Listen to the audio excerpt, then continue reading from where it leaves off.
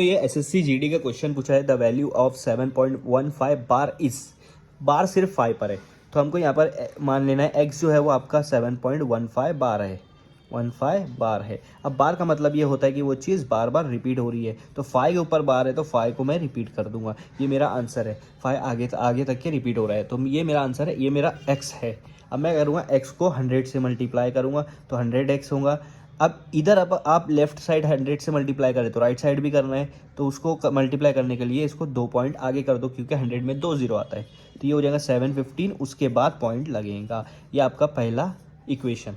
अब वापस से ये x वाला जो है इसको 10 से मल्टीप्लाई कर देंगे, 10x। अगर ये 10x से मल्टीप्लाई हो रहा है तो राइट साइड भी 10 से मल्टीप्लाई होगा। अब क्या करो, एक पॉइंट आगे कर दो, ठीक है, क्योंकि एक जीरो आता है 10 में। 71.555 ये आपका सेकंड पार्ट हो गया। अब आपको क्या करना है, 1 में से सेकंड को माइनस करना है, पहले में से सेकंड को माइनस करना है, तो लेफ्ट वाला लेफ्ट के साथ, राइट वाला राइट के साथ। तो 100 में से 10 अगर चला गया तो 90x बचेगा, और इधर बचेगा आपका 715.55। देखो पॉइंट के बाद तो 0 0 रहेगा, क्योंकि सब कट हो जाएगा। 5 में से 1 जाता है तो 4 बचता है, ठीक है। 1 में से 7 नहीं आता, 71 में से अगर 7 हम लोग माइनस करते तो उससे कितना बचेगा, 64। कितना बचेगा, 64। तो आपका आंसर आ गया है 90x is equal to 644। Point के बाद 0 रहा तो उसको निगलेक्ट कर दो, ठीक है। अब देखो क्या करेंगे, 644, ठीक है। अब 90 को नीचे डिवाइड पे ले लो, ठीक है। दोनों 2 के टेबल पे आते हैं तो दोनों का हाफ कर दे रहा हूँ। 644 का हाफ हो जाएगा 322, 90 का हाफ हो जाएगा 45, ठीक है। अब इसको मैं डिवाइड करके बताता हूँ, क्योंकि हमको ये टर्म में चाहिए, मिक्स फ्रैक्शन में चाहिए। तो 45 यहाँ लिखो, ठीक है, 322 यहाँ लिखो। अब 45 के टेबल में 322 कब आता है, ये देखो 45 90, 90 का डबल 180, 180 के आगे वापस 90 मिलेंगे 270, तो 45 6 या 270 आएगा। उसमें और 45 मिलाऊंगा तो 45 7 या 315 आ रहा है मेरा, 315। बचा कितना, 7।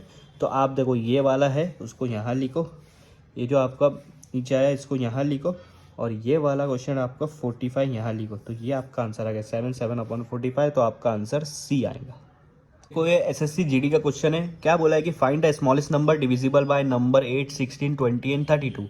4 नंबर दिया है, 8, 16, 20 और 32। ये चारों नंबर जो है वो डिविजिबल बाय, नहीं हाँ, ये चारों नंबर से डिविजिबल कौन सा स्मॉलेस्ट नंबर होगा, ऐसा नंबर, ऐसा सबसे छोटा नंबर जो ये चारों से डिवाइड होता है, ठीक है। अब आप इसके लिए सिंपल सी चीज़ है, आप एलसीएम निकाल दो, आपको आंसर मिल जाएगा। बहुत बहुत इजी आंसर है, सिर्फ आप इसका एलसीएम निकाल दो।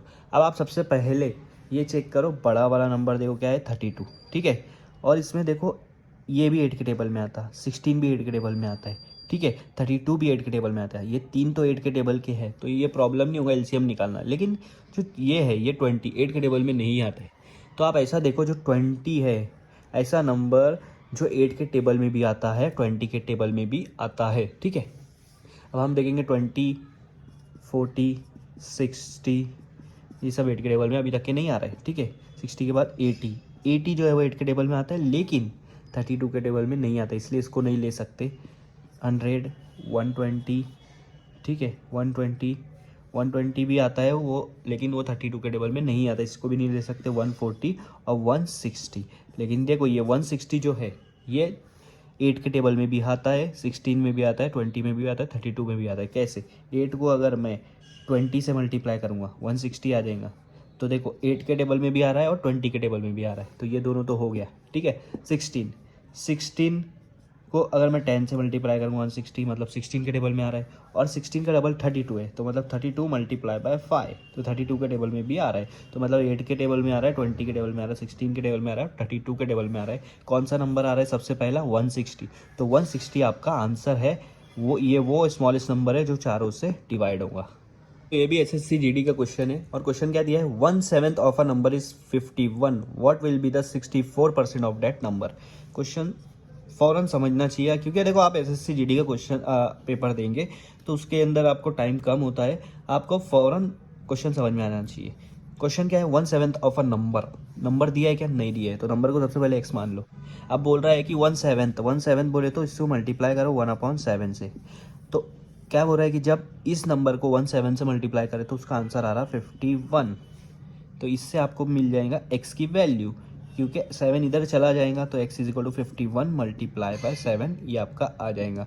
51 मल्टीप्लाई बाय 7 5 7 ज़ा 35 और 1 7 ज़ा 7, तो x की वैल्यू आ जाएंगी 357। ठीक है, ये तो हो गया। अब बोला है कि जो भी आपका नंबर आया है उसका 64% निकालो। तो नंबर तो आया है मेरा 357, उसका 64% क्या आएगा? तो 64% निकालने के लिए 64 डिवाइड बाई 100 कर दो। 357 को 64 से मल्टीप्लाई करो तो मेरा आंसर क्या आएगा?